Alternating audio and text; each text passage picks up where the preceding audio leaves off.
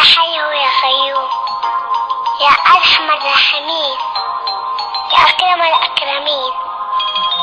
اللهم انصر الإسلام والمسلمين، اللهم انصر الإسلام والمسلمين. اللهم أغث أطفال فلسطين. حسبنا الله ونعم الوكيل، حسبنا الله ونعم الوكيل. اللهم أجب دعاءنا.